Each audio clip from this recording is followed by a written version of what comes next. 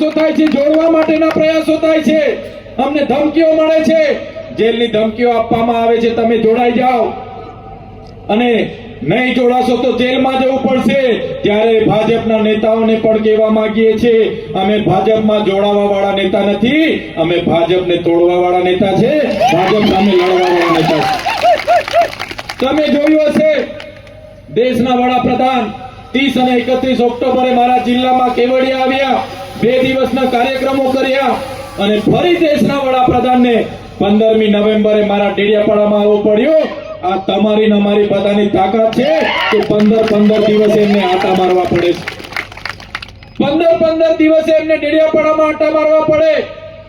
એટલા સમાજને અમે જાગૃત કરીએ છીએ, બિરસા મુંડાના વિચારોને અમે ઉજાગર કરીએ।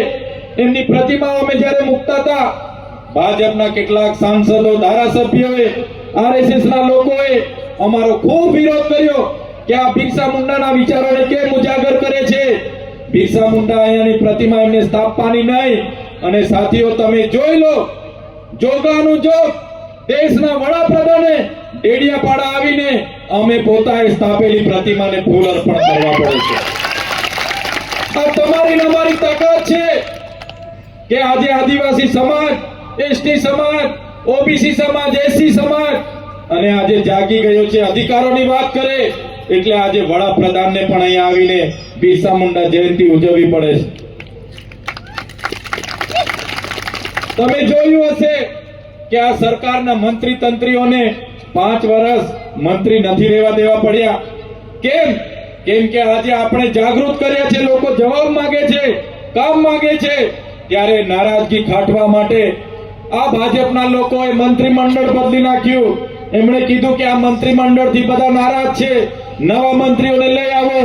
પણ તમે ને અમે જાણીએ છીએ, આપણા વડીલોએ આપણને કીધું હતું કે ભેંસ ઓછું દૂધ આપે ત્યારે એના ખીલા બદલવાથી દૂધ નથી વધતું, પણ ભેંસને જ આપણે બદલી નાખવી પડે।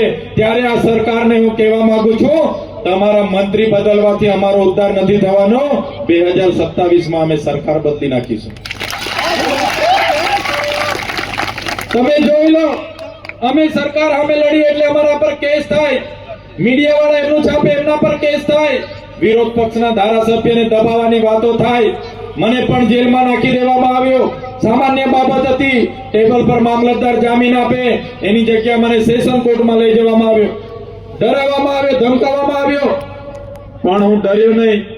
મારા વકીલોને અંદર આવવા ના દીધા, કેસ લડવા નહીં દીધા, મને જામીન ના મળ્યા, તારીખ પર તારીખ, તારીખ પર તારીખ, તારીખ પર તારીખ, તારીખ પર તારીખ કરતા કરતા 80 દિવસ સેન્ટ્રલ જેલમાં મને રાખ્યો।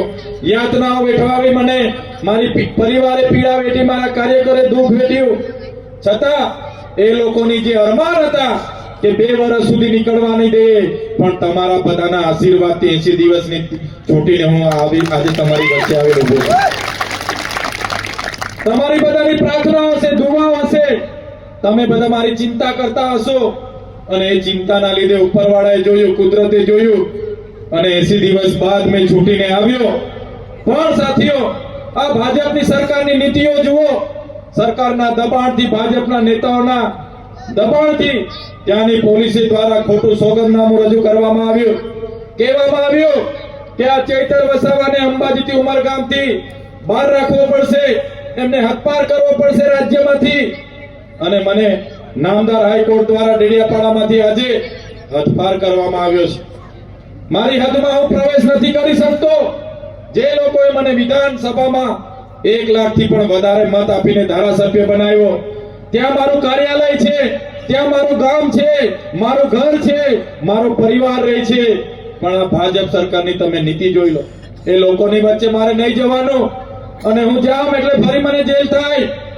ત્યારે હું રાજપીપળા લઈને લોકોના કામ કરું, છોટાઉદેપુરના કામ કરું, દાહોદના કામ કરું, ભરૂચના લોકોના કામ કરું। ત્યારે આ સરકાર હવે ફરી અરજી કરવા માંડી છે કે આને ગુજરાતમાંથી બહાર કાઢો, નર્મદામાંથી બહાર કાઢો। ત્યારે આ સરકારને આ મંચ પરથી કહેવા માંગુ છું, તમે મને ડેડિયાપાડામાંથી કાઢી મૂકશો, તમે મને નર્મદામાંથી કાઢી મૂકશો, તમે મને ગુજરાતમાંથી કાઢી મૂકશો, પણ આ ચૈતર વસાવા લોકોના દિલોમાં રહી છે, ત્યાંથી ક્યારે કાઢી નથી મૂકવાનું। ત્યારે મને દબાવવા માટે વડાપ્રધાન શ્રીને મારા ડેડિયાપાડામાં લાવવામાં આવ્યા, 500 કરોડનો ખર્ચો કરવામાં આવ્યો, પ્રજાના પૈસે દિવાળી કરી, બસો મૂકી, પોલીસ લોકોને બોલાવ્યા, પોલીસ બિચારા હેરાન થઈ ગયા, અધિકારીઓ હેરાન થઈ ગયા, 500 કરોડના ધુમાડા છતાં ત્યાં પ્રજા નહીં ભેગી થઈ. ચૈતર વસાવાએ પ્રેમથી આહવાન કર્યું અને પ્રેમના લીધે આખા લોકો ભેગા થઈ ગયા. નેત્રંગમાં લાખો લોકો ભેગા થઈ ગયા. એમની સભા ફીકી પડી અને તે ફીકી પડેલી સભાના કારણે એમના મંત્રીઓ, એમના સાંસદો, એમને તકલીફ પડી છે. તમે જોતા હશો આ વિસ્તારના સાંસદ, એમના ધારાસભ્ય, એમના મંત્રીઓ ઉઠી બેઠા એટલે ચૈતર વસાવા, ઉઠી બેઠા એટલે ચૈતર વસાવા, ચૈતર વસાવા. રાત્રે ઊંઘ ના આવે એમને, ચૈતર વસાવા સપનામાં દેખાય, રાતે ઉઠીને બી 2 ગ્લાસ પાણી પીવું પડે ત્યારે એમને ઊંઘ આવે. આ સમાજનો દીકરો સમાજની વાત કરે, યુવાનોના રોજગારની વાત કરે, શિક્ષણની વાત કરે, ઓબીસી સમાજની જમીનો છે એના માટે અવાજ ઉઠાવે, યુવાનોને રોજગાર મળે એની અવાજ ઉઠાવે, ગુજરાતના કર્મચારીઓના જૂની પેન્શન યોજનાની વાત કરું, આઉટસોર્સિંગ કર્મચારીઓને કાયમી કરો એની વાત કરું, ત્યારે આ સરકારને ગમતું નથી. અને એમના જે બોલતા પોપટ જેવા સાંસદ હોય એમને મારા સામે મૂકી દે છે. પણ એવા લોકોને પણ હું કહેવા માંગુ છું, મારું નામ તમે લેજો, મારું નામ લેવાથી અમારા લોકોનો ઉદ્ધાર થવાનો નથી. જો મારા નામે ગાળ દેવાથી અમારા લોકોનો ઉદ્ધાર થતો હોત તો હું રોજે સવારે તમારી ઓફિસે આવીને તમારી ગાળ ખાવા પણ તૈયાર હોત.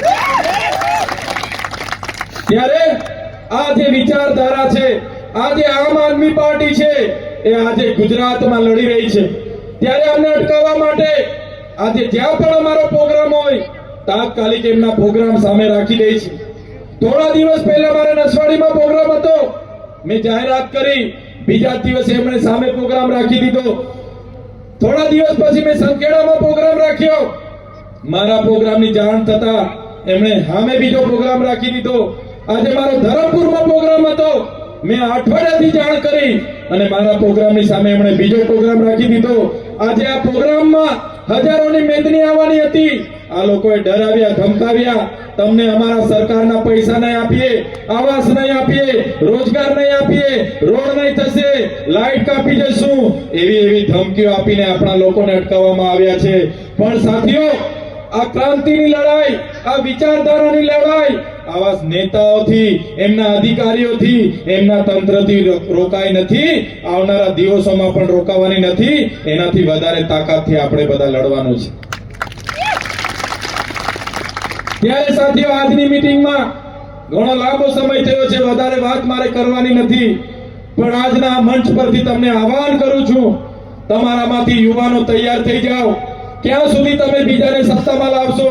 ક્યાં સુધી તમે બીજા લોકોની ઝંડો લઈને ફરશો? તમે આવો, તમને અમે નેતૃત્વ પૂરું પાડવા તૈયાર છે, મંચ પૂરું પાડવા તૈયાર છે. તાલુકા જિલ્લા પંચાયતમાં તમે તૈયાર થઈ જાઓ, આવનારી વિધાનસભામાં તૈયાર થઈ જાઓ. આ પરિવર્તનની લહેર આપણે લઈને અમે નીકળેલા છે. રોજ અમારી સભાઓ થાય છે, હજારો લોકો જોડાય છે અને તમે પણ જોડાઓ અને આવનારા દિવસોમાં ગુજરાતમાં પરિવર્તન લાવવાનો છે અને એમાં તમે સહભાગી બનાવી મારી આપ સૌને અપીલ અને વિનંતી છે. ત્યારે મારા સાથીઓ, અમારા પર પણ અનેક ધમકીઓ આવતી હોય છે, ડરાવવાની વાતો થાય છે. અમે ક્યારેય કોઈનાથી ડરતા નથી. અમે જેલ જવાનું પસંદ કરીએ પણ ભાજપમાં જવાનું પસંદ કરતા નથી. ત્યારે તમારે બધાએ કોઈ ડરવાની જરૂર નથી.